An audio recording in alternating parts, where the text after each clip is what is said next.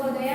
ಇಂದಿನ ವಿಷಯ ಕನ್ನಡ ತರಗತಿ 7ನೇ ತರಗತಿಯಲ್ಲಿ ನಾವು ಅವಧಿ 13ನೇ ಅವಧಿಯಲ್ಲಿ ಕೊಳಲ ಜೋಗಿ ಎಂಬ ಪಾಠ 9 ನಾವು ನೋಡಲು ಮುಂದಾಗೋಣ. ಈಗಾಗಲೇ ನಾವು ಈ ಪಾಠದ ಕೆಲವೊಂದು ವಿಷಯಗಳನ್ನು ಸಂಭಾಷಣೆಗಳನ್ನು ನಾವು ನೋಡಿದ್ದೇವೆ.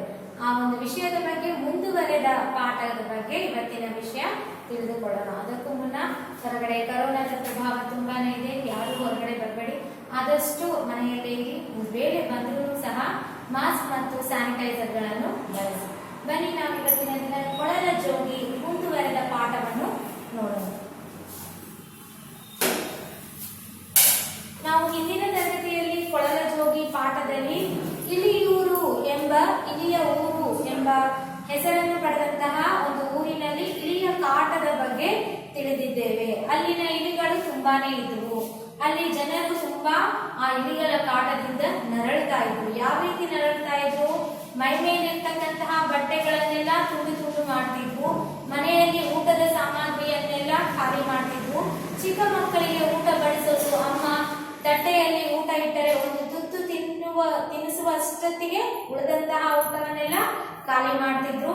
ಮತ್ತೆ ಆ ಒಂದು ಇಲಿಗಳು ಇನ್ನು ಏನೇನ್ ಕೆಲಸ ಮಾಡ್ತಿದ್ವು ಅಂದ್ರೆ ಹಾಸಿಗೆ ಹಾಸಿದ್ದನ್ನು ಮಲಗುವಷ್ಟರಲ್ಲಿಯೇ ಅದನ್ನೆಲ್ಲ ಚೆದರ್ ಬಿಡ್ತಿದ್ವು, ಕೆದರಿ ಅದನ್ನೆಲ್ಲ ಚೆಲ್ಲಾಡ್ತಿದ್ವು. ಈ ರೀತಿ ಅನೇಕ ವಿಧವಾಗಿ ಅಲ್ಲಿ ಊರಿನ ಜನರು ತುಂಬಾನೇ ಬೇಸತ್ತು ಹೋಗಿದ್ದರು. ಆ ಬೇಸತ್ತಿನಿಂದ ಈ ಇಲಿಗಳನ್ನು ಕಡಿಮೆ ಮಾಡಿಕೊಳ್ಳಲು ಈ ಬೆಕ್ಕು ಮತ್ತು ನಾಯಿಗಳನ್ನು ಸಹ ಸಾಕಿದ್ರು. ಆದ್ರೂ ಅವುಗಳಿಗೆ ಸಿಗದಂತೆ ಪಾರಾಗುತ್ತಿದ್ದವು.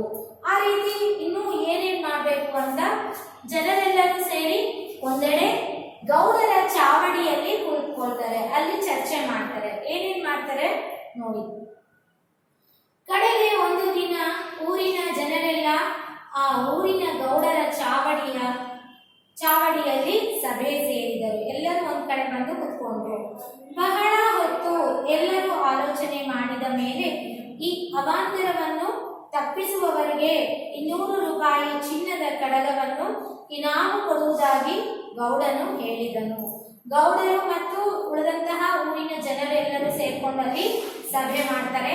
ಆ ಒಂದು ಸಭೆಯಲ್ಲಿ ಗೌಡರ ಜೊತೆಗೆ ಹೇಗಾದ್ರೂ ಮಾಡಿ ಗೌಡ್ರೆ ಈ ಒಂದು ಇಲಿಯ ಕಾಟಗಳನ್ನು ಕಡಿಮೆ ಮಾಡಿ, ನಾವು ಇದರಿಂದ ಬೇಸತ್ತು ಬಿಟ್ಟಿದ್ದೇವೆ ಅಂತ ಅಂದಾಗ ಎಲ್ಲರೂ ಸೇರ್ಕೊಂಡು ಒಂದು ಉಪಾಯ ಮಾಡ್ತಾರೆ. ಯಾರಾದ್ರೂ ಈ ಇಲಿಗಳನ್ನು ತಪ್ಪಿಸಿದರೆ, ನಮ್ಮ ಊರಿನಿಂದ ಈ ಒಂದು ಇಲಿಯ ಕಾಟವನ್ನು ತೊಲಗಿಸಿದ್ರೆ ಅವರಿಗೆ 200 ರೂಪಾಯಿಗಳ ಚಿನ್ನದ ಕಡಗ 200 ರೂಪಾಯಿಗಳ ಚಿನ್ನದ ಕಡಗವನ್ನು ಕೊಡಿಸೋಣ ಮತ್ತು ಚಿನ್ನದ ಕಡಗವನ್ನು ಇನಾಮನ್ನಾಗಿ ಕೊಡುವುದು ಎಂದು ಗೌಡನು ಹೇಳ್ತಾನೆ. ಅಂದ್ರೆ ಎಲ್ಲರೂ ಸೇರ್ಕೊಂಡು ಸ್ವಲ್ಪ ದುಡ್ಡು ಹಾಕಿ ಒಂದು ಚಿನ್ನದ ಕಡಗ ಮಾಡಿಸೋಣ. ಆ ಚಿನ್ನದ ಕಡಗವನ್ನು ಈ ಇಲಿಗಳ ಕಾಟದಿಂದ ಯಾರು ನಮ್ಮನ್ನ ತಪ್ಪಿಸ್ತಾರೋ ಅವರಿಗೆ ಕೊಡುಗೆಯಾಗಿ ಕೊಡೋಣ ಅಂತ ಒಂದು ನಿರ್ಧಾರಕ್ಕೆ ಬರ್ತಾರೆ. ಎಲ್ಲರೂ ಆದೀತೆಂದು ಒಪ್ಪಿದರು. ಸರಿ ಗೌಡ್ರೆ, ಇದೇನೋ ಚೆನ್ನಾಗಿದೆ, ಹಾಗಾದ್ರೆ ಸರಿ, ನಾವು ಸಹ ಇದಕ್ಕೆ ಒಪ್ಕೊಳ್ತೇವೆ ಅಂತ ಅವರು ಒಪ್ಕೊಳ್ತಾರೆ. ಈ ಸಮಯದಲ್ಲಿ ಅಲ್ಲಿ ಒಬ್ಬ ಜೋಗಿ ಬಂದನು. ಜೋಗಿ ಅಂದ್ರೆ ಯಾರು? ಊರೂರು ಅಲೆತಕ್ಕಂತಹ ಜನರನ್ನು ನಾವು ಜೋಗಿ ಎಂದು ಕರೀತೇವೆ. ಅವರು ಯಾವಾಗಲೂ ಒಂದೇ ಊರಿನಲ್ಲಿ ಇರುವವನಲ್ಲ. ಅವನಿಗೆ ಮನೆ ಮಾರು ಇರುವುದಿಲ್ಲ. ನೋಡಿ, ಒಂದೇ ಊರಲ್ಲಿ ಅವರು ಸ್ಥಿರವಾಗಿ ಇರಲ್ಲ. ಒಂದು ಊರಿಂದ ಮತ್ತೊಂದು ಊರಿಗೆ ವಲಸೆ ಹೋಗ್ತಾರೆ. ಒಂದೊಂದು ಊರಿನಲ್ಲಿ ಸ್ವಲ್ಪ ಸ್ವಲ್ಪ ದಿನ ಕಾಲ ಕಳೀತಾರೆ. ಯಾಕೆ ಅಂದ್ರೆ ಅವರಿಗೆ ಸ್ವಂತ ಮನೆಗಳು, ಸ್ವಂತ ಊರುಗಳು ಅಂತ ಇರುವುದಿಲ್ಲ. ಇದೇ ನಮ್ಮ ಊರು ಅಂತ ಹೇಳಲಿಕ್ಕೆ ಆಗುವುದಿಲ್ಲ. ಆದ್ರಿಂದ ಊರೂರನ್ನು ಅಲಿತಾ ಹೋಗ್ತಾರೆ. ಯಾರು? ಜೋಗಿ.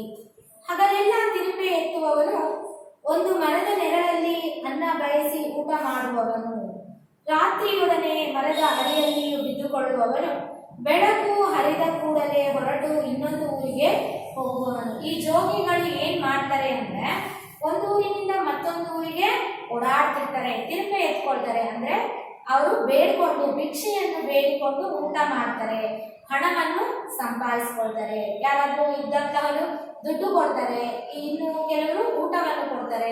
ಈ ರೀತಿ ಕೊಟ್ಟಂತಹ ಊಟವನ್ನು ಒಂದು ಮರದ ಕೆಳಗಡೆ ಇಟ್ಕೊಂಡು ಊಟ ಮಾಡ್ತಾರೆ. ಯಾಕೆಂದ್ರೆ ಅವರಿಗೆ ಮನೆ ಇರುವುದಿಲ್ಲ. ಮರದ ಕೆಳಗಡೆಯೇ ಊಟ, ಮರದ ಕೆಳಗಡೆಯೇ ಮಲಗುವುದು. ಅವರು ರಾತ್ರಿ ವೇಳೆಯಲ್ಲಿ ಯಾವ್ದಾದ್ರೂ ಮರದ ಕೆಳಗಡೆ ಒಂದು ಕಟ್ಟೆ ಹತ್ರ ಮಲ್ಕೊಂಡು ಮತ್ತೆ ಬೆಳಗ್ಗೆ ಆದ ತಕ್ಷಣ ಅದೇ ಕೆಲಸ, ಭಿಕ್ಷೆ ಬೇಡುವುದನ್ನು ಮಾಡ್ಕೊಳ್ತಾ ಬೇರೊಂದು ಊರಿಗೆ ಹೋಗ್ತಾ ಇರ್ತಾರೆ. ಇವರ ಒಂದು ಜೀವನ ಶೈಲಿ ಈ ರೀತಿ ಇರುತ್ತೆ. ರಾತ್ರಿಯೊಡನೆ ಮರದ ಅಡಿಯಲ್ಲಿ ಬಿದ್ದುಕೊಳ್ಳುವವನು ಬೆಳಕು ಹರಿದ ಕೂಡಲೇ ಹೊರಟು ಇನ್ನೊಂದು ಊರಿಗೆ ಹೋಗುವವನು. ಅವನ ಮೈ ಮೇಲೆ ಬಟ್ಟೆ ಇರಲಿಲ್ಲ, ಉಡಲಿಕ್ಕೆ ಅರಿವೇ ಇಲ್ಲ. ನೋಡಿ, ಅವನ ಮೈ ಮೇಲೆ ಬಟ್ಟೆಯೂ ಸಹ ಇರಲಿಲ್ಲಂತೆ, ಉಡಲಿಕ್ಕೆ ಒಂದು ಚಿಕ್ಕ ಬಟ್ಟೆಯೂ ಇರಲಿಲ್ಲ. ಒಂದು ಹುಲಿಯ ತೊಗಲನ್ನು ಸೊಂಟಕ್ಕೆ ಸುತ್ತಿಕೊಳ್ಳುತ್ತಿದ್ದನು, ಇನ್ನೊಂದನ್ನು ಹೆಗಲಿನ ಮೇಲೆ ಹೊದ್ದುಕೊಳ್ಳುತ್ತಿದ್ದನು. ಅಂದಿನ ಕಾಲದಲ್ಲಿ ಹುಲಿಯ ತೊಗಲುಗಳು ಸಿಗ್ತಾ ಇದ್ವು. ಆ ಒಂದು ಹುಲಿಯ ತೊಗಲನ್ನು ಮೈ ಮೇಲೆ ಹಾಕೊಳ್ತಿದ್ರು, ಕೆಳಗಡೆ ಒಂದು ಮೇಲ್ಗಡೆ ಒಂದು ಹಾಕೊಂಡು ಅದರಿಂದನೇ ಅವನು ಓಡಾಡ್ತಿದ್ದ. ಬಟ್ಟೆ ಹಾಕೋಬೇಕು ಅಂತ ಅರಿವು ಕೂಡ ಅವನಿಗೆ ಇರಲಿಲ್ಲ. ಯಾಕಂದ್ರೆ ಒಂದು ಊರಿನಿಂದ ಮತ್ತೊಂದು ಊರಿಗೆ ತಿರುಪಿ ಎತ್ಕೊಂಡು ಹೋಗುವವರು, ಅವರಿಗೆ ಬಟ್ಟೆ ಹಾಕೋಬೇಕು, ಚೆನ್ನಾಗಿರ್ಬೇಕು ಅನ್ನುವ ಒಂದು ಉದ್ದೇಶ ಇರಲಿಲ್ಲ. ಹೊಟ್ಟೆ ಪಾಡು ಸಿಕ್ಕಿದ್ರೆ ಸಾಕು ಎನ್ನುವ ಹಾಗೆ ಇದ್ರು. ಅದನ್ನೇ ಹೆಗಲಿ ಮೇಲೆ ಇದ್ದುದನ್ನೇ ರಾತ್ರಿ ವೇಳೆಯಲ್ಲಿ ಹೊದ್ದುಕೊಂಡು ಮಲ್ಕೊಳ್ತಿದ್ರು. ಅವರಿಗೆ ಬೆಡ್ಶೀಟ್ ಸಹ ಇರಲಿಲ್ಲ, ಅಂದ್ರೆ ಒಂದು ರಗ್ ಆಗಲಿ ಬೇರೆ ಏನಾಗಲಿ ಹೊದಿಕೆ ಆಗಲಿ ಇರಲಿಲ್ಲ. ಅವನು ಏನ್ ಮಾಡ್ತಿದ್ದ, ಮೈ ಮೇಲೆ ಇರ್ತಕ್ಕಂತಹ ಹುಲಿಯ ಚರ್ಮವನ್ನೇ ಹಾಸಿಕೊಂಡು ಒಂದು ಮರದಡಿ ಮಲಗಿ ಮತ್ತೆ ಬೆಳಗ್ಗೆ ಎದ್ದು ಹೋಗ್ತಿದ್ದ. ಅಷ್ಟು ಕಡು ಬಡವನಾಗಿದ್ದ ಈ ಒಂದು ಜೋಡಿ. ಅವನ ಬಳಿಯಲ್ಲಿ ಬಿದಿರಿನ ಒಂದು ಕೊಳಲು ಇತ್ತು. ಇದನ್ನು ಬಾರಿಸುತ್ತಾ ಅವನು ಮನೆ ಮನೆ ತಿರುಗುವವನು. ಅದರ ಸ್ವರವನ್ನು ಕೇಳಿದವರು ಅವನಿಗೆ ಏನಾದರೂ ಕೊಡದೆ ಹೋಗುತ್ತಿರಲಿಲ್ಲ. ನೋಡಿ, ಅವನ ಕೈಯಲ್ಲಿ ಇನ್ನೊಂದು ವಾದ್ಯ ಇತ್ತು. ಯಾವುದು ಅದು ಅಂದ್ರೆ ಕೊಳಲು. ಕೊಳಲ ಜೋಗಿ ಅಂತ ಹೆಸರಿದೆ ಅಲ್ಲ, ಕೊಳಲನ್ನು ಊದ್ಕೊಳ್ತಾ ಹೋಗ್ತಾ ಇದ್ದ. ಆ ಒಂದು ಕೊಳಲನ್ನು ಧ್ವನಿಯನ್ನು ಕೇಳಿದಂತಹ ಜನರು ಏನ್ ಮಾಡ್ತಿದ್ರು, ಅವನಿಗೆ ಏನೋ ಅಷ್ಟು ಕೊಟ್ಟು ಹೋಗ್ತಾ ಇದ್ರು, ಸುಮ್ಮನೆ ಮಾತ್ರ ಹೋಗ್ತಿದ್ದಿಲ್ಲ. ಅಂದ್ರೆ ಇವನು ಬೇಡಿಕೆ ಭಿಕ್ಷೆಯನ್ನು ಬೇಡಲು ಕೊಳಲು ಸಹ ಊದ್ತಾ ಇದ್ದ. ಆ ಒಂದು ಕೊಳಲನ್ನು ಊದುವ ಒಂದು ಅಭ್ಯಾಸ ಅವನಿಗೆ ಇತ್ತು. ಆ ಸ್ವರವನ್ನು ಕೇಳಿದವರು ಅವನಿಗೆ ಏನೋ ಒಂದು ಕೊಟ್ಟು ಹೋಗ್ತಾ ಇದ್ರು. ಈ ಕೊಳಲ ಜೋಗಿಯು ಗೌಡನ ಚಾವಡಿಯಲ್ಲಿ ಕೂಡಿದವರನ್ನು ಕಂಡನು. ನೋಡ್ರಿ, ಈಗ ಈ ಕೆಲಸ ಮಾಡ್ಕೋ ಅಂತ ರೋಡಲ್ಲಿ ಹೋಗ್ತಾ ಇದ್ದ, ರಸ್ತೆಯಲ್ಲಿ ಹೋಗ್ತಾ ಇದ್ದ. ಈ ಒಂದು ಹೋಗುವ ಸಮಯದಲ್ಲಿಯೇ ಈ ಜನರೆಲ್ಲರೂ ಕುತ್ಕೊಂಡು ಆ ಇಲಿಗಳ ಕಾಟದ ಬಗ್ಗೆ ಗೌಡರ ಬಳಿ ಮಾತಾಡ್ತಾ ಇದ್ರು. ಅದನ್ನು ನೋಡಿದ ಯಾರು, ಜೋಗಿ. ಈ ಜೋಗಿ ಹೋಗುವ ಒಂದು ರಸ್ತೆಯಲ್ಲಿ ಆ ಚಾವಡಿಯಲ್ಲಿ ಏನ್ ಅಷ್ಟು ಜನ ಇದ್ದಾರೆ, ಏನ್ ನಡೀತಾ ಇದೆ, ಅಲ್ಲಿ ಏನ್ ವಿಷಯ ಇದೆ ಅಂತ ಹೋಗಿ ನೋಡುತ್ತಾನೆ. ಗೌಡನ ಚಾವಡಿಯಲ್ಲಿ ಕೂಡಿದವರನ್ನು ನೋಡಿದ. ಅವನು ಅವರ ಮಾತನ್ನು ಕೇಳಿ ತಾನು ಈ ಇಲಿಗಳ ಕಾಟವನ್ನು ತಪ್ಪಿಸುತ್ತೇನೆ ಎಂದು ಒಪ್ಪಿಕೊಂಡನು. ನೋಡ್ರಿ, ಅವರೆಲ್ಲರೂ ಏನ್ ಮಾಡ್ತಿದ್ರು, ಬೇಸತ್ತು ಈ ಇಲಿಗಳನ್ನ ಹೆಂಗಾದ್ರೂ ಆಗ್ಲಿ ಕಾಟದಿಂದ ತಪ್ಪಿಸ್ಕೋಬೇಕು ಅಂತ ಆಲೋಚನೆ ಮಾಡ್ತಿದ್ರು. ಆ ಒಂದು ಆಲೋಚನೆಯನ್ನು ಕೇಳಿದಂತಹ ಜೋಗಿ ಏನ್ ಮಾಡ್ತಾನೆ, ನಾನು ಈ ಒಂದು ಸಮಸ್ಯೆಯನ್ನು ಪರಿಹರಿಸುತ್ತೇನೆ, ನಿಮ್ಮ ಈ ಇಲಿ ಕಾಟವನ್ನು ನಾನು ತಪ್ಪಿಸುತ್ತೇನೆ ಅಂತ ಹೇಳ್ತಾನೆ. ಹೆಂಗ್ ತಪ್ಪಿಸ್ತಾನೆ ನೋಡೋಣ. ಅವನ ಮಾತನ್ನು ಯಾರೂ ಮೊದಲು ನಂಬಲಿಲ್ಲ. ಅವನು ಒಂದು ವಿಚಿತ್ರ ರೀತಿಯಿಂದ ಕೊಳಲನ್ನು ಬಾರಿಸಲು ತೊಡಗಿದನು. ನೋಡ್ರಿ, ಅವನೇನ್ ಮಾಡ್ತಾನೆ, ನಾನು ಈ ಇಲಿ ಕಾಟವನ್ನು ನಾನು ತಪ್ಪಿಸ್ತೀನಿ ನಿಮ್ಗೆ ಅಂತ ಹೇಳಿದ್ರು ಅಲ್ಲಿರ್ತಕ್ಕಂತಹ ಜನರು ನಂಬಲಿಲ್ಲ. ಹೋಗಪ್ಪ, ನಾವೆಷ್ಟೋ ನೋಡ್ಬಿಟ್ಟಿದೀವಿ, ನಿನ್ ಮಾತು ಯಾರು ನಂಬ್ತಾರೆ ಅಂತ ಅನ್ಕೊಳ್ತಾನೆ. ಆಗ ಅವನೇನ್ ಮಾಡ್ತಾನೆ, ಅವನಲ್ಲಿ ಇದ್ದಂತಹ ಕೊಳಲಿದೆಯಲ್ಲ, ಆ ಕೊಳಲಿನಿಂದ ಬೇರೆ ವಿಧವಾದ ಒಂದು ಧ್ವನಿಯನ್ನು ಮೂಡಿಸ್ತಾನೆ, ಅಂದ್ರೆ ಸ್ವರವನ್ನು ಊದ್ತಾನೆ. ಯಾವಾಗಲೂ ಊದುವ ರೀತಿಯಲ್ಲಿ ಊದಲ್ಲ, ಈಗ ಸ್ವಲ್ಪ ಬೇರೆ ಧ್ವನಿಯಲ್ಲಿ ಅವನು ಆ ಕೊಳಲನ್ನು ಊದುತ್ತಾನೆ. ಅದನ್ನು ಕೇಳಿಸ್ಕೊಳ್ತಾರೆ ಈ ಜನರೆಲ್ಲ. ಅವನು ವಿಚಿತ್ರ ರೀತಿಯಲ್ಲಿ, ಅಂದ್ರೆ ಯಾವತ್ತೂ ಆ ಒಂದು ಧ್ವನಿ ಕೇಳಿರಲಿಲ್ಲ ಜನರು, ಆ ರೀತಿಯಲ್ಲಿ ಅವನು ಕೊಳಲನ್ನು ಬಾರಿಸಲು ತೊಡಗಿದನು. ಯಾರೂ ಆ ರಾಗವನ್ನು ಅದುವರೆಗೆ ಕೇಳಿರಲಿಲ್ಲ, ಆ ರಾಗನೇ ಬೇರೆ ಇತ್ತು. ಆದರೆ ಅವನು ಬಾರಿಸುತ್ತಿದ್ದ ಹಾಗೆ ಇಲಿಗಳು 1, 2, 10, 20, 30, 40, 50, 100, 1000, ಲಕ್ಷ ಹಾಗೆ ಸಾಲು ಸಾಲಾಗಿ ಕಟ್ಟಿ ಅವನ ಸುತ್ತ ಬಂದು ಸೇರಿದವು. ನೋಡಿ, ಅವನು ವಿಚಿತ್ರ ರೀತಿಯಲ್ಲಿ ಕೊಳಲನ್ನು ಬಾರಿಸುತ್ತಿದ್ದ. ಆ ಬಾರಿಸುತ್ತಿದ್ದ ಧ್ವನಿಯನ್ನು ಕೇಳಿದ ಇಲಿಗಳು ಏನ್ ಮಾಡ್ತವೆ, ಒಂದೊಂದಾಗಿ ಒಂದ್ ಮನೆಯಿಂದ ಒಂದು, 2 ಮನೆಯಿಂದ ಒಂದು, ಆ ರೀತಿ ಸುತ್ತ ಇರುವಂತಹ ಮನೆಗಳಿಂದ 10 ಇಲಿಗಳೆಲ್ಲವೂ ಸೇರ್ಕೊಂಡು ಲಕ್ಷಗಟ್ಟಲೆ ಇಲಿಗಳಾಗಿ ಅವನ ಹಿಂದೆನೇ ಎಲ್ಲವೂ ಬಂದು ನಿಂತ್ಕೊಳ್ತವೆ. ಯಾಕೆ ಹೇಳಿ, ಅವನು ವಿಚಿತ್ರ ಧ್ವನಿಯಿಂದ ಕೊಳಲನ್ನು ಊದ್ತಾ ಇದ್ದ. ಆ ಒಂದು ಬಾರಿಸಿದ ಧ್ವನಿಯನ್ನು ಕೇಳಿ ಎಲ್ಲಾ ಇಲಿಗಳು ಬಂದು ಅವನಲ್ಲಿ ಸೇರ್ಕೊಂಡ್ವು. ನೋಡ್ರಿ ಏನಾಯಿತು. ಆದರೆ ಅವನು ಬಾರಿಸುತ್ತಿದ್ದ ಹಾಗೆ ಇಲಿಗಳು ಎಲ್ಲವೂ ಬಂದು ಸಾಲು ಸಾಲಾಗಿ ಸೇರಿಕೊಂಡವು. ಅಲ್ಲಿ ಕುಣಿದಾಡತೊಡಗಿದವು. ನೋಡ್ರಿ, ಆ ಇಲಿಗಳಿಗೆ ಖುಷಿ ಆಗ್ಬಿಡ್ತು ಆ ಒಂದು ಧ್ವನಿ ಕೇಳಿ. ಆದ್ರಿಂದ ಅವನ ಸುತ್ತನೇ ಆ ಒಂದು ಧ್ವನಿಯನ್ನು ಕೇಳ್ಕೊಂತ ಖುಷಿಯಾಗಿ ಆಡತೊಡಗಿದವು. ಅವುಗಳಿಗೆ ಇಷ್ಟ ಆಯಿತು. ಅದಕ್ಕೆ ಆ ಒಂದು ಧ್ವನಿಯ ಬಳಿ ಅವು ಬಂದವು. ಆಮೇಲೆ ಅವನು ಗೌಡನ ಅಂಗಳದಿಂದ ಬೀದಿಗೆ ಇಳಿದನು. ನೋಡ್ರಿ, ಅವನೇನ್ ಮಾಡ್ತಾನೆ, ಅವೆಲ್ಲವೂ ಬಂದು ಸೇರಿದ್ವಲ್ಲ, ಅವನು ಆ ಅಂಗಳದಿಂದ ಈ ಕಡೆ ಹೋಗ್ಬಿಡ್ತಾನೆ, ಅಂದ್ರೆ ದೂರ ಹೋಗ್ತಾನೆ. ದೂರ ಹೋದಂಗೆ ಏನಾಗುತ್ತೆ, ಆ ಇಲಿಗಳು ಸಹ ದೂರ ಹೋಗ್ತವೆ. ಅವನೆಲ್ಲಿ ಹೋದ್ರೆ ಅಲ್ಲಿಗೆ ಅವು ಹೋಗ್ತವೆ. ಆಗ ಏನಾಯ್ತು ನೋಡಿ, ಅವನ ಕೊಳಲಿನ ಸ್ವರವನ್ನು ಕೇಳಿ ನೆರೆಮನೆಯ ಇಲಿಗಳು ಬಂದವು. ಇನ್ನು ಮುಂದಕ್ಕೆ ಹೋದಂತೆಲ್ಲ ಮುಂದೆ ಇರ್ತಕ್ಕಂಥ ಮನೆಗಳ ಇಲಿಗಳು ಸಹ ಬಂದು ಸೇರ್ಕೊಳ್ತವೆ. ಅವನು ಹೋದಂತೆಲ್ಲ ಅಲ್ಲಿರ್ತಕ್ಕಂಥ ಇಲಿಗಳೆಲ್ಲವೂ ಬಂದು ಸೇರ್ತಾ ಹೋಗ್ತವೆ. ಹೀಗೆ ಬೀದಿಯ ಉದ್ದಕ್ಕೂ ಅವನು ಹೋಗುವಷ್ಟರಲ್ಲಿ ಊರಿನ ಇಲಿಗಳೆಲ್ಲವೂ ಬೀದಿಗೆ ಇಳಿದವು. ಮನೆ ಮಾಡುಗಳಲ್ಲಿ, ಗೋಡೆ ಸಂದುಗಳಲ್ಲಿ, ಜಗಲಿ ಬಿಲಗಳಲ್ಲಿ, ಕತ್ತಲಾದ ಕೋಣೆಗಳಲ್ಲಿ ಇರ್ತಕ್ಕಂತಹ ಎಲ್ಲ ಇಲಿಗಳು ಬಂದು ಅವನ ಬಳಿ ಬಂದು ಸೇರ್ತವೆ. ಹಳೆಯ ಮರಗಳ ಕೊಠರೆಗಳಲ್ಲಿ ಇರುವ ಒಂದೇ ಒಂದು ಇಲಿಯಾದರೂ ಹಿಂದೆ ನಿಲ್ಲಲಿಲ್ಲ. ಬೀದಿ ತುಂಬಾ ಇಲಿಗಳು. ಇದು ಸೂಜಿ ಮನೆಗೆ ಕೂಡ ಸ್ಥಳ ಇರಲಿಲ್ಲ. ನೋಡ್ರಿ, ಅವನೇನ್ ಮಾಡ್ತಾನೆ, ಹೋಗ್ತಾ ಹೋಗ್ತಾ ಹೋಗ್ತಾ ಹೋಗ್ತಾ ಈ ರೀತಿ ಕೊಳಲನ್ನು ಬಾರಿಸ್ತಾ ಹೋಗ್ತಾನೆ ವಿಚಿತ್ರ ಧ್ವನಿಯಿಂದ.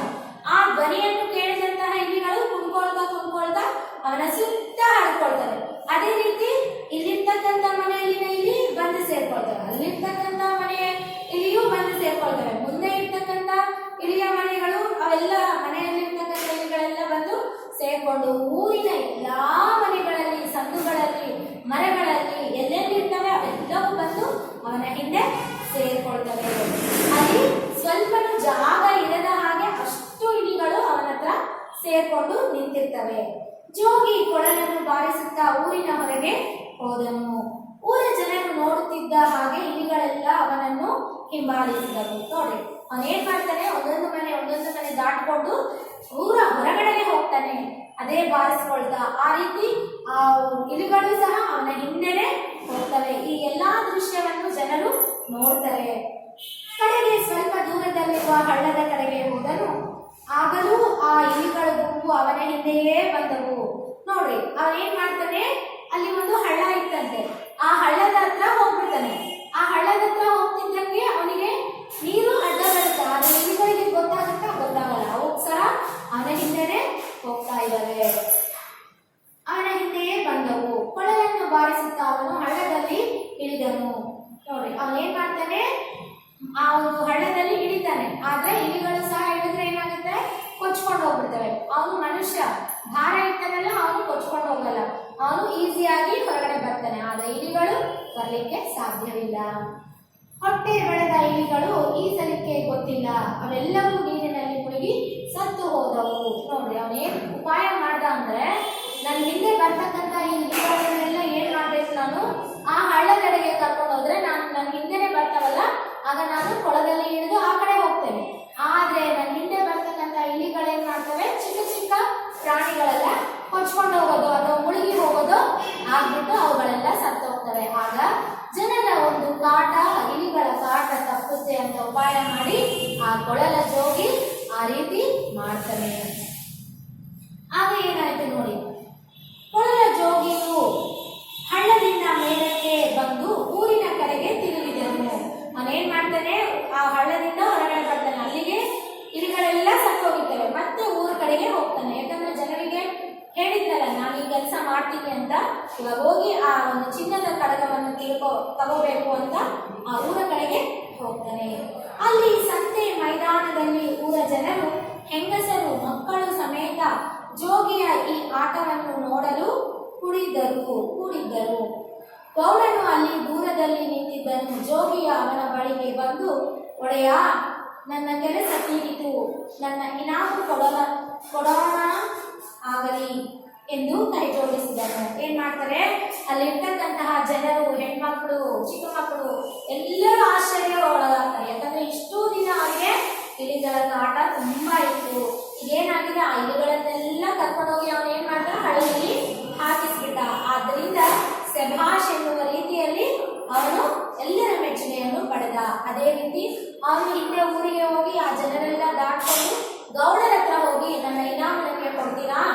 ನೀವೇನಿವತ್ತು ಮಾತಾಡಿದ್ರಲ್ಲ ಚಿನ್ನದ ಕಡಗವನ್ನು ಕೊಡ್ತೀನಿ ಅಂತ, ಅದನ್ನ ನನಗೆ ಕೊಡಿಸಿ ಮಹಾಪ್ರಭುವೇ ಅಂತ ಹೇಳ್ತಾನೆ. ಜೋಗಿಯ ವೇಷವನ್ನು ನೋಡಿದ ಗೌಡನಿಗೆ ಅಷ್ಟು ಬೆಲೆಯ ಇನಾಮ ಕೊಡುವ ಮನಸ್ಸಿದ್ದಿಲ್ಲ. ಏನಾದರೂ ಉಪಾಯದಿಂದ ಜೋಗಿಗೆ ಬೆದರಿಸಬೇಕೆಂದು ಸ್ವಲ್ಪ ಹೊತ್ತು ಆಲೋಚನೆ ಮಾಡಿದ. ನೋಡ್ರಿ, ಅವ್ನು ನೋಡಿದ್ರೆ ತಿರುಪೆ ಎತ್ತುವವ, ಮತ್ತೆ ಬಟ್ಟೆನೂ ಇಲ್ಲ, ಅವನಿಗೆ ಯಾಕೆ ಕೊಡ್ಬೇಕು ಚಿನ್ನದ ಒಂದು ಕಡಗ ಅಂತ ಆಲೋಚನೆ ಬಂತು. ಯಾರಿಗೆ? ಗೌಡನಿಗೆ. ಅವ್ನು ಮಾಡಿದ ಕೆಲಸಕ್ಕೆ ಅವರು ಕೊಡ್ಲೇಬೇಕು ನ್ಯಾಯವಾಗಿ. ಆದ್ರೆ ಗೌಡನ ಮನಸ್ಸಿನಲ್ಲಿ ಅದನ್ನ ಅವನಿಗೆ ಕೊಡ್ಬೇಕು ಅನ್ನೋದು ಇಷ್ಟ ಇರಲಿಲ್ಲ. ಆಗ ಸ್ವಲ್ಪ ಹೊತ್ತು ಆಲೋಚನೆ ಮಾಡಿ ಏನ್ ಹೇಳ್ತಾನೆ ನೋಡಿ, ಒಂದು ಉಪಾಯ ಮಾಡ್ತಾನೆ. ಎಲ್ಲೋ ತಿರುಗ ಜೋಗಿ ಬಟ್ಟೆ ಬರೆ ಇಲ್ಲದವನಿಗೆ 200 ರೂಪಾಯಿ ಬೆಲೆಯ ಕಡಗ ಕೊಟ್ಟು ಯಾರಾದರೂ ಅದನ್ನು ಕದ್ದು ಬಿಟ್ಟಾರು. ನಿನಗೆ ಯಾಕೆ ಅದರ ಗಲಾಟೆ? ನಿನಗೆ ಹೊಟ್ಟೆ ತುಂಬಾ ಒಂದು ಊಟ ಸಿಕ್ಕಿದರೆ ಸಾಲದೆ? ಹೋಗು, ಸುಮ್ಮನೆ ಕಡಗದ ಆಸೆ ಮಾಡಬೇಡ. ನಮ್ಮ ಬೆಚ್ಚಲ ಮನೆಯಲ್ಲಿ ಕುಳಿತುಕೋ. ಮನೆಯವರ ಊಟ ಆದೊಡನೆ ನಿನಗೂ ಒಂದು ಹಿಡಿ ಅನ್ನ ಇಕ್ಕಬಹುದು ಎಂದನು. ಆಗ ಹಳ್ಳಿ ಗೌಡನು ಆ ಊರಿನ ದೊಡ್ಡ ಮನುಷ್ಯನಾದ್ದರಿಂದ ಅವನ ಮಾತಿಗೆ ಎಲ್ಲರೂ ನಕ್ಕು ಸೈ ಸೈ, ತಿರುಗನಿಗೆ ಅಷ್ಟೇ ಸಾಕು ಎಂದರು. ನೋಡಿ ಎಷ್ಟು ಮೋಸ ಮಾಡ್ತಿದ್ದಾರೆ ಈ ಒಂದು ಗೌಡ. ಅಷ್ಟು ಕಷ್ಟಪಟ್ಟು ಅವನು ಊದ್ಕೊಂಡು ಹೋಗಿ ಹಳ್ಳದಲ್ಲಿ ಇಲಿಗಳನ್ನು ಸಾಯಿಸಿ ಬಂದ. ಆದ್ರೂ ಆ ಒಂದು ಸಾಹಸಕ್ಕೆ ಇವರು ಆ ಕಡಗನ್ನು ಕೊಟ್ಟು ಸತ್ಕಾರ ಮಾಡಬೇಕು. ಆದ್ರೆ ಈ ಗೌಡ ಏನ್ ಮಾಡ್ತಾನೆ, ಉಪಾಯ ಮಾಡಿ ಅವನಿಗೆ ಯಾಕೆ ಕೊಡ್ಬೇಕು ಚಿನ್ನದ ಕಡಗ?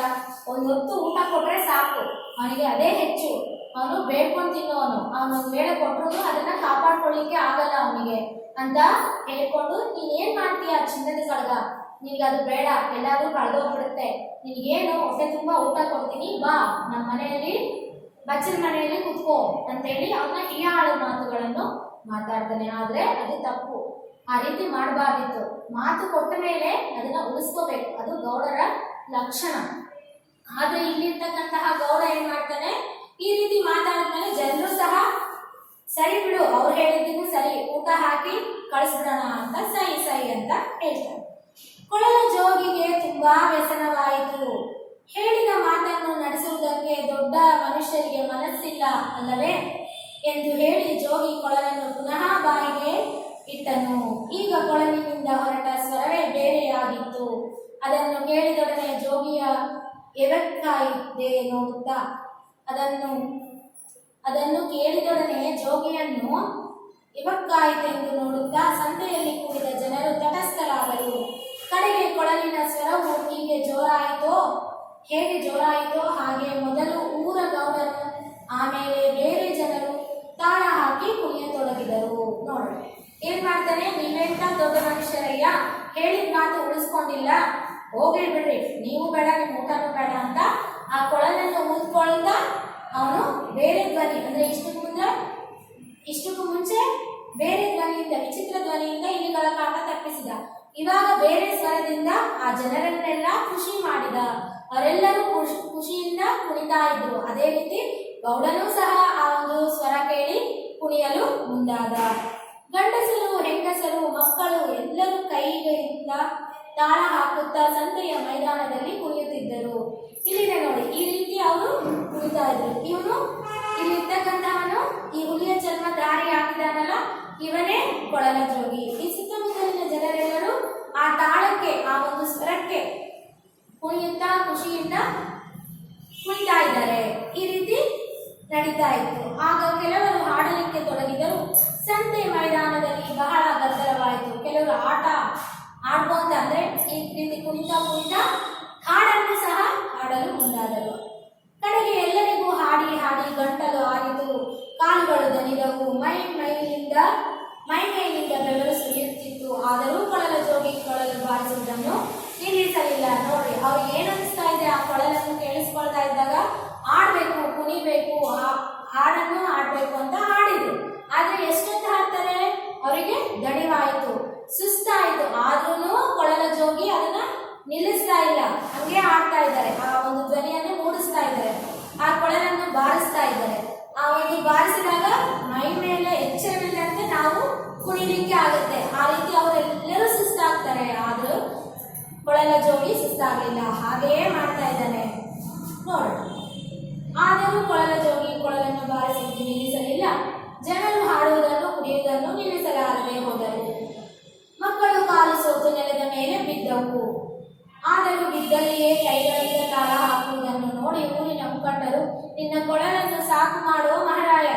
ಇನ್ನು ತಾಳ ಹಾಕಲಿಕ್ಕೆ ಬರುವುದಿಲ್ಲ.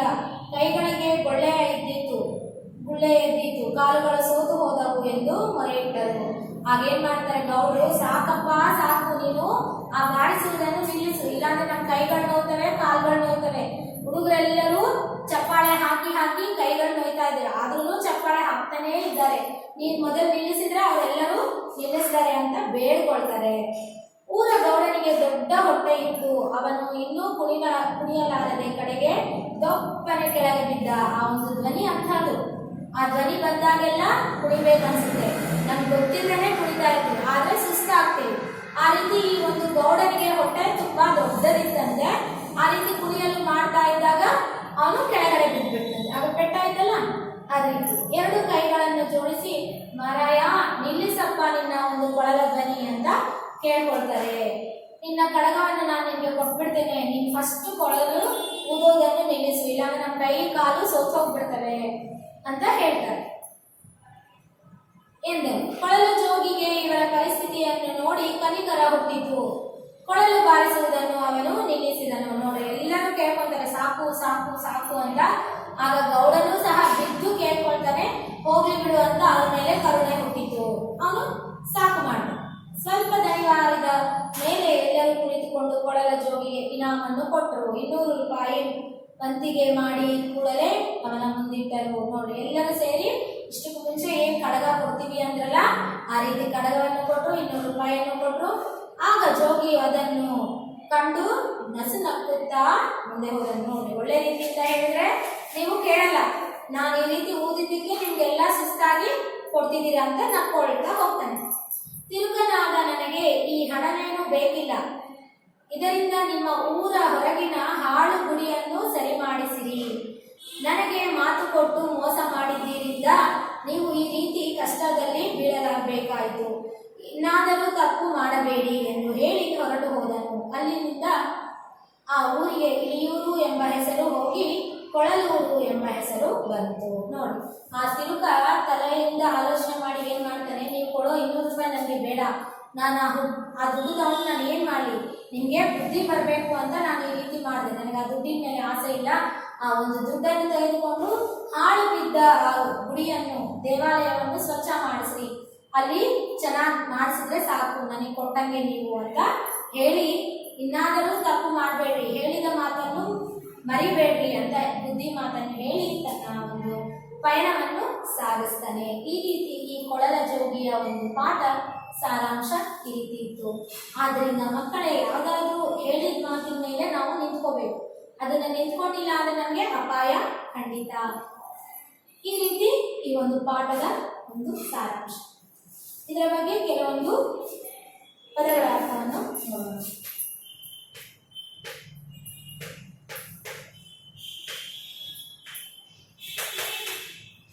ಏನೇನು ಬರುತ್ತೆ ಪದಗಳ ಅರ್ಥ? ಅರಿವೆ ಒಂದೇದು, ಬಟ್ಟೆ ಎರಡನೇದು, ಆಳು ಸೇವಕ ಮೂರನೇದು, ಎವರಿತ್ತದೆ ಎವೆಯಿತ್ತದೆ,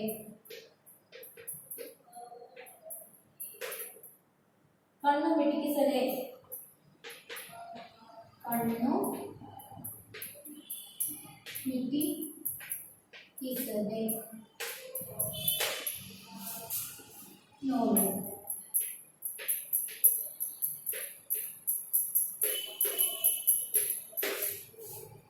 ನಾಲ್ಕನೇದು ಜಗಲಿ ಕಟ್ಟೆ,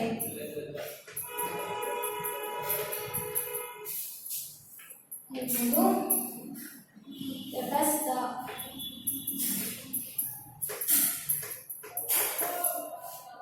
ಚಲನೆ ಇಲ್ಲದಿರುವುದು,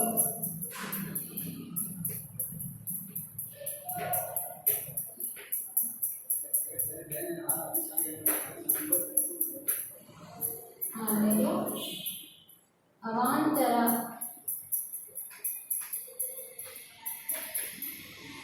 ಗಡಿಬಿಡಿ,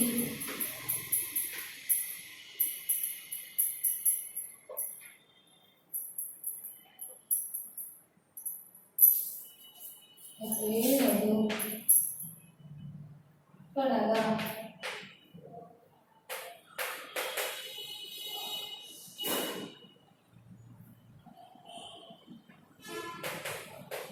ಕೈ ಬಳೆ,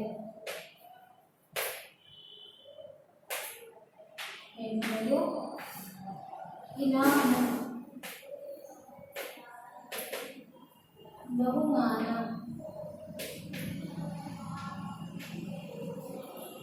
ಒಂಬತ್ತನೇದು ಚಾವಡಿ,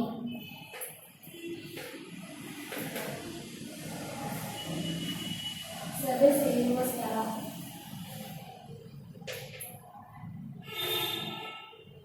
ಜೋಗಿ,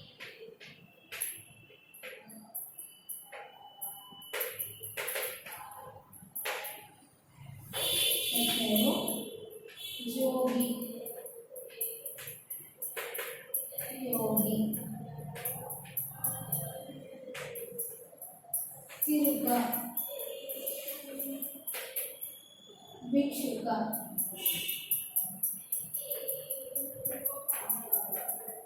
ಈ ರೀತಿ 10 ಪದಗಳ ಅರ್ಥವನ್ನು ನೋಡೋಣ.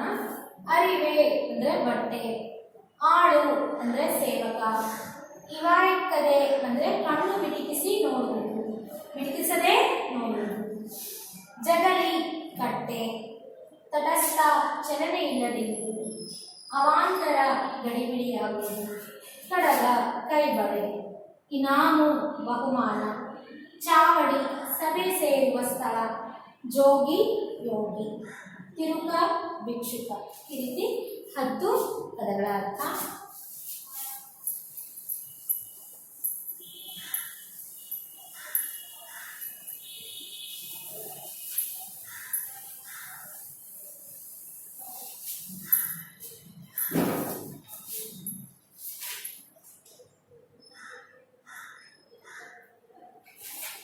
ವಿರುದ್ಧ ಪದ ನೋಡೋಣ.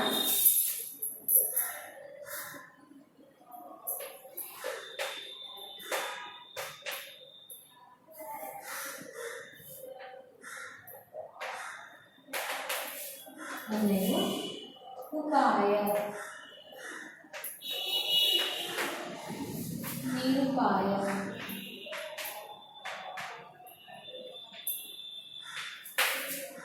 ಎರಡನೇದು ಆಸೆ, ನಿರಾಸೆ,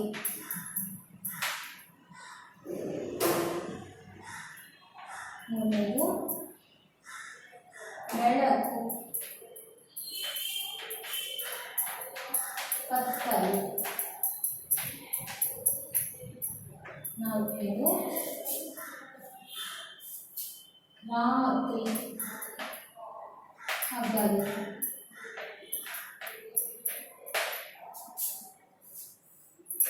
ಐದನೇದು ಕಷ್ಟ, ಸುಖ. ಈ ರೀತಿ 5 ವಿರುದ್ಧ ಪದಗಳನ್ನು ನೀವು ನೋಡಬಹುದು. ಉಪಾಯ ನಿರುಪಾಯ, ಆಸೆ ನಿರಾಸೆ, ಬೆಳಕು ಕತ್ತಲು, ರಾತ್ರಿ ಹಗಲು, ಕಷ್ಟ ಸುಖ. 5 ವಿರುದ್ಧ ಪದಗಳನ್ನು ನೀವು ನೋಡಿದ್ದೀರಾ. ಈಗ ನಾವು ಚಿಕ್ಕ ಚಿಕ್ಕ ಪ್ರಶ್ನೆಗಳಿಗೆ ಉತ್ತರಗಳನ್ನು ನೋಡೋಣ. ಒಂದು ವಾಕ್ಯದ ಪ್ರಶ್ನೆಗಳಿಗೆ ಉತ್ತರ. ಇಲಿಗಳು ಹಾಸಿಗೆಯನ್ನು ಯಾವ ರೀತಿ ಹಾಳು ಮಾಡಿದವು? ಇಲಿಗಳು ಹಾಸಿಗೆಯನ್ನು ಯಾವ ರೀತಿ ಹಾಳು ಮಾಡ್ತಾರೆ? ಇಲಿಗಳು ಹಾಸಿಗೆಯನ್ನು. ಉತ್ತರ: ಇಲಿಗಳು ಹಾಸಿಗೆಯನ್ನು ತಮ್ಮ ಹರುಚಾದ ಹಲ್ಲುಗಳಿಂದ ಕಚ್ಚಿ ಅದನ್ನು ಅರೆದು ಚೆಲ್ಲಾಪಿಲ್ಲಿಯಾಗಿ ಹರಡುತ್ತವೆ. ಈ ರೀತಿ ಅವು ಹಾಳು ಮಾಡುತ್ತವೆ. ದೇವಸ್ಥಾನದ ಉತ್ಸವಕ್ಕೆ ಹೊರಟವರಿಗೆ ಇಲಿಗಳು ಯಾವ ರೀತಿ ತೊಂದರೆ ಕೊಟ್ಟರು? ಅಂದರೆ ಉತ್ತರ: ದೇವಸ್ಥಾನಕ್ಕೆ ಹೊರಟಂತಹ ಜನರು ಏನು ಮಾಡ್ತಾರೆ, ಒಳ್ಳೆ ರೇಷ್ಮೆ ಬಟ್ಟೆಗಳನ್ನು ಧರಿಸಿಕೊಂಡು ಹೋಗಬೇಕು ಅಂತ ಅಲ್ಲಿ ರೇಷ್ಮೆ ಬಟ್ಟೆಗಳನ್ನು ಎತ್ತಿರ್ತಾರೆ. ಆಗ ಇಲಿಗಳು ಬಂದು ಒಂದೊಂದಾಗಿ ಕಚ್ಚಿ ಅದನ್ನು ಕತ್ತರಿಸಿಬಿಡ್ತವೆ. ಆ ರೀತಿ ಅವರು ದೇವಸ್ಥಾನಕ್ಕೆ ಹೋಗಲು ಆಗಲ್ಲ. ಆ ಬಟ್ಟೆಗಳನ್ನೆಲ್ಲ ಇಲಿಗಳು ಕತ್ತರಿಸಿ ಬಿಸಾಕ್ತವೆ. ಇಲಿಗಳ ಕಾಟ ತಪ್ಪಿಸಲು ಒಪ್ಪಿಕೊಂಡವರು ಯಾರು? ಇಲಿಗಳ ಕಾಟವನ್ನು ತಪ್ಪಿಸಲು ಒಪ್ಪಿಕೊಂಡವರು ಈ ಕೊಳಲ ಜೋಗಿ ಇರ್ತಾರೆ. ಕೊಳಲ ಜೋಗಿ ಇಲಿಗಳ ಕಾಟದಿಂದ ನಾನು ತಪ್ಪಿಸ್ತೇನೆ ಅಂತ ಹೇಳ್ತಾರೆ. ಜೋಗಿಯ ಕೊಳಲ ರಾಗಕ್ಕೆ ಇಲಿಗಳು ಹೇಗೆ ಸಾಲುಗಟ್ಟಿ ಬಂದವು? ನೋಡಿ, ಜೋಗಿಯ ಒಂದು ಉತ್ತರ ಏನಿತ್ತು? ಜೋಗಿಯು ವಿಚಿತ್ರ ರೀತಿಯ ಒಂದು ಧ್ವನಿಯನ್ನು ಬಾರಿಸುತ್ತಾ ಮುಂದೆ ಹೋದನು. ಆ ಧ್ವನಿಯನ್ನು ಕೇಳಿದಂತಹ ಇಲಿಗಳು 1, 2, 3ರಂತೆ ಸಾಲು ಸಾಲಾಗಿ ಸಾವಿರಗಟ್ಟಲೆ ಇಲಿಗಳು ಕುಳಿತುಕೊಳ್ತಾ ಆ ಜೋಗಿಯ ಹಿಂದೆ ಹೋಗಿದವು. ಆ ರೀತಿ ಸಾಲುಗಟ್ಟಿ ಬಂದವು. ಇಲಿಗಳ ಕಾಟ ತಪ್ಪಿಸಿದ ಜೋಗಿಯು ಊರ ಗೌಡನ ಬಳಿ ಬಂದು ಏನೆಂದು ಕೇಳಿದನು. ಇಲಿಗಳ ಕಾಟವನ್ನು ತಪ್ಪಿಸಿದಂತಹ ಜೋಗಿ ಏನಂತ ಕೇಳ್ಕೊಳ್ತಾನೆ ಬಂದು? ಉತ್ತರ: ಇಲಿಗಳ ಕಾಟದಿಂದ ನಾನು ನಿಮಗೆ ತಪ್ಪಿಸಿದ್ದೇನೆ, ನನಗೆ ಬರಬೇಕಾದಂತಹ ಇನಾಮನ್ನು ಕೊಡಿಸಿ ಪ್ರಭು ಅಂತ ಕೇಳ್ಕೊಳ್ತಾರೆ. ಮತ್ತೊಂದು ಪ್ರಶ್ನೆ, ಕೊಳಲ ಜೋಗಿ ಕಥೆಯ ನೀತಿ ಏನು? ಕೊಳಲ ಜೋಗಿ ಕಥೆಯ ನೀತಿ: ಕೊಟ್ಟ ಮಾತನ್ನು ಉಳಿಸ್ಕೋಬೇಕು, ಇಲ್ಲದಿದ್ದರೆ ನಮಗೇನೆ ಅಪಾಯ ಎಂಬ ಒಂದು ಅರಿವು ಎಲ್ಲರಲ್ಲಿಯೂ ಮೂಡುತ್ತೆ. ಪಂಚಮಂಗೇಶರಾಯರ ಕಾವ್ಯನಾಮ ಏನು? ಒಮ್ಮೆ ಕಾವ್ಯನಾಮ ಬಂದು ಏನಿದೆ? ಕವಿಶಿಷ್ಯ. ಉತ್ತರ ಏನು? ಪಂಚಮಂಗೇಶರಾಯರ ಕಾವ್ಯನಾಮ ಕವಿಶಿಷ್ಯ ಎನ್ನುವುದು. ಈ ರೀತಿ ಆಗಿದೆ. ಇನ್ನು ನಾವು ಈ ಒಂದು ಪಾಠಕ್ಕೆ ಸಂಬಂಧಿಸಿದಂತೆ ಏನೆಲ್ಲ ನೋಡ್ಬೋದು? ಯಾರು ಯಾರಿಗೆ ಹೇಳಿದರು ನೋಡಲ್ವಾ? ಒಡೆಯ, ನನ್ನ ಕೆಲಸ ತೀರಿತು, ನನ್ನ ಇನಾಮು ಕೊಡಲಾಗುವುದೇ ಅಂತ ಯಾರು ಕೇಳ್ತಾರೆ? ಜೋಗಿ ತನ್ನ ಕೆಲಸವನ್ನು ಮುಗಿಸ್ಕೊಂಡ್ಬಂದು, ಒಡೆಯ ನನ್ನ ಕೆಲಸ ಮುಗಿತು, ನನಗೆ ಕೊಡಬೇಕಾಗಿರೋ ಇನಾಮನ್ನು ನೀವು ಕೊಡಿ ಅಂತ ಜೋಗಿಯು ಗೌಡನ ಬಳಿ ಬಂದು ಕೇಳ್ತಾರೆ. ಎರಡನೇ, ನಿನಗೆ ಹೊಟ್ಟೆ ತುಂಬ ಒಂದು ಊಟ ಸಿಕ್ಕರೆ ಸಾಲದೆ ಅಂತ ಈ ಒಂದು ಮಾತನ್ನು ಯಾರು ಹೇಳ್ತಾರೆ?